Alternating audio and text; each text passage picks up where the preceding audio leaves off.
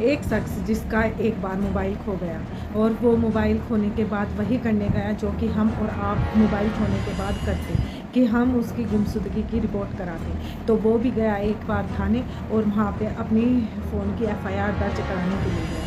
लेकिन जब वो वहाँ पे पहुँचा तो उसकी एफआईआर करनी तो दूर, पुलिस वालों ने उसका बहुत ही अपमान किया और उसे वहाँ से निकाल दिया। लेकिन उसने वहाँ पे जाके ये प्रण किया, ये कसम खाई कि जैसे ये ऑफिसर हैं इनसे मैं अव्वल दर्जे का ऑफिसर बन के दिखाऊँगा। ये मन में उसने ठान लिया था और वो घर ऐसे ही लौट आया।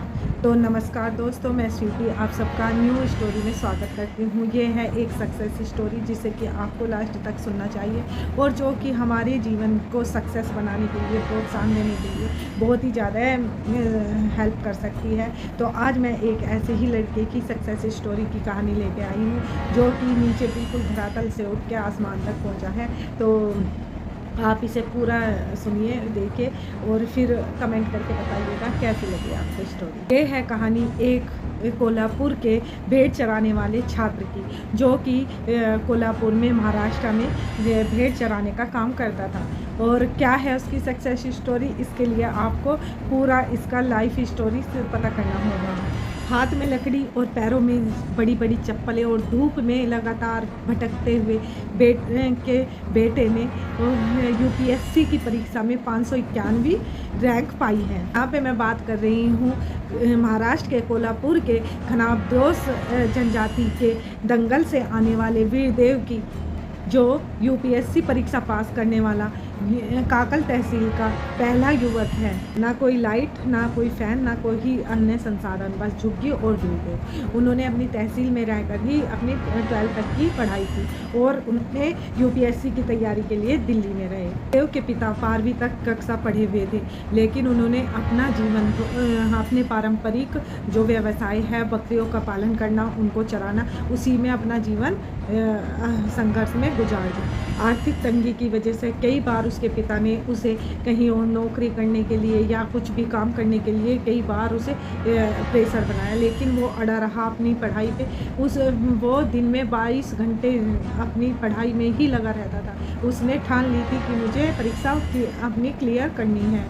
जब उसने अपने परिजन, अपने घर वाले, अपने गांव वालों में ये वो बताया कि मैंने परीक्षा क्लियर कर ली है, तो सब खुशी के मारे झूम उठे। इस पूरे गांव ने उसकी मतलब इतनी अच्छी से तैयारी की लाने के लिए कि करे भी क्यों ना, क्योंकि पहला वो ऐसा लड़का था जो पूरे तहसील में यूपीएससी में फर्स्ट आया था, मतलब यूपीएससी क्लियर की थी। सोशल मीडिया पे आप कुछ दिनों में उनके पूरा वो देख सकते हैं, सारे में धूम मची हुई है। उनकी बहन का वीडियो रोते हुए, गले लगाते हुए इतना भावुक करता है बहुत ही ज़्यादा, क्योंकि उससे पता चलता है उनकी पीछे की मेहनत, कि उनकी मेहनत कितनी लगातार थी।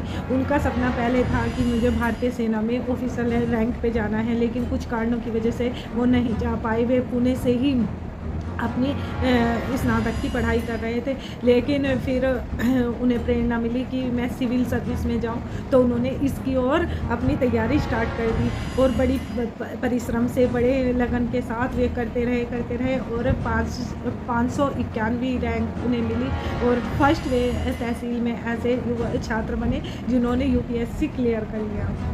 हालांकि 2 अटैम्प्ट पे वे क्लियर नहीं कर सके यूपीएससी की परीक्षा, लेकिन 2 के बाद तीसरे अटैम्प्ट पे वे पूरी क्लियर कर दिया उन्होंने यूपीएससी की परीक्षा। और हार नहीं माने थे, क्योंकि वे हार के बाद उन्हें जीत हासिल हो गई और उनके परिजन, उनके पड़ोस वाले, ये कोई भी एक्सेप्ट नहीं कर रहा था कि ये कर लेंगे क्लियर। लेकिन जब उन्होंने क्लियर की, अपनी सूचना दी, तो वे झूम उठे। और आप सोशल मीडिया पे देखो या वहाँ पे देखो, उनकी चर्चाएं हो रही हैं। जिस स्थिति से, जिस धरातल से वे आगे बढ़ के आए हैं, निकल के आए हैं, उन्होंने अपनी गरीबी, अपनी आर्थिक समस्याओं को अपनी ताकत के रूप में यूज किया है, तो उससे हमें भी प्रेरणा मिलती है। और अब उनकी ये इच्छा है कि उन्हें पुलिस में जो मिले, पुलिस में सेवा मिले। उनका यही सपना था कि मैं ऐसे ही ऑफिसर करे जाऊं और बन के जाऊं, और जैसे मेरी हेल्प नहीं हुई थी, मैं सबकी हेल्प करूं, गरीबों की। तो वो इनका सपना है। सुनिए। रिज़ल्ट सुनने के बाद बहुत अच्छा लग रहा है। मतलब इतने 3 सालों, ये मेरा तीसरा अटेम्प्ट है और थर्ड अटेम्प्ट में सक्सेस मिलकर बहुत अच्छा लग रहा है। और 551 रैंक मिलने के बाद IPS मिल जाएगा ऐसा लग रहा है। बाकी depends on very permutation and combination, लेकिन लिस्ट में आने के बाद बहुत अच्छा लग रहा है। और बाकी अभी ऐसा मुझे लगता है कि मेरे हाथों से सोसाइटी के लिए कुछ अच्छा काम हो जाए तो बहुत अच्छा हो जाएगा बस। मेरे माताजी और पिताजी दोनों ही ट्रेडिशनल ऑक्यूपेशन करते हैं। हमारा ट्रेडिशनल शेपर्डिंग का ऑक्यूपेशन है। वो हमारे मामा के साथ बेलगांव के एरिया में उनका ट्रेडिशनल ऑक्यूपेशन करते थे, लेकिन हम जितने जैसे बड़े होते गए, मतलब 7th और 8th स्टैंडर्ड में हमारे पिताजी ने ऐसा डिसाइड किया कि अब ट्रेडिशनल ऑक्यूपेशन बंद करते हैं और विलेज को परमानेंटली शिफ्ट हो जाते हैं। So that was the decision father which help us to have better life in और बेटर सक्सेस इन दिस। और उसके बाद थोड़े फाइनेंशियल कंस्ट्रेंट आ गए हमारे फैमिली के ऊपर, लेकिन मेरे भाई की इंडियन आर्मी में सिलेक्शन होने के बाद फाइनेंशियल रिस्पॉन्सिबिलिटी मेरे भाई ने ले ली। आपको मैं बता दूं कि वीरदेव का जो घर है वो एक झोपड़ी बना हुआ है और उसके साइड में जो बाड़े वगैरह बने हुए हैं वे भेड़ों के हैं और उनके भाई ने उनके बैकबोन का काम किया है। जो भी खर्चा आया है उनकी पढ़ाई में, तैयारी में, सारा का सारा उनके भाई ने, जो कि आर्मी में उनका सिलेक्शन हो गया था तो उसके भाई ने ही उठाया है और उन्होंने अपना सपना ताक पे रख दिया था। तो यहाँ पे वीरदेव खुद बता रहे थे कि उनके भाई की कितनी बड़ी रिस्पॉन्सिबिलिटी है उन्हें बनाने में। परिवार पूरा का पूरा बड़ा खुश है क्योंकि वे इस धरातल से वे उठ के आए हैं और कुछ बड़ा ही अचीव किया है उन्होंने और उसमें पूरा परिवार का हाथ है क्योंकि उन्होंने अपनी ताकत लगाई और उनकी पढ़ने की ऐसी इच्छा को ही देखकर उनके भाई ने उन्हें सपोर्ट किया। वीरदेव ने पूरे अपने तहसील का ही नहीं, पूरे अपने जनजाति का और अपने जो उनका बैकग्राउंड था उसको पूरा नाम रोशन कर दिया है। यहाँ पे उनके रैंक से ये पता चलता है कि उन्हें IPS का पद मिल जाएगा। अभी ये संभावना बनी हुई है, लेकिन जो भी पद मिलेगा, पुलिस अधिकारी जो भी बनेंगे वे तो वो तो होगा ही, लेकिन उनके लिए बहुत सारी शुभकामनाएं कि उन्होंने ये अचीव कर लिया है।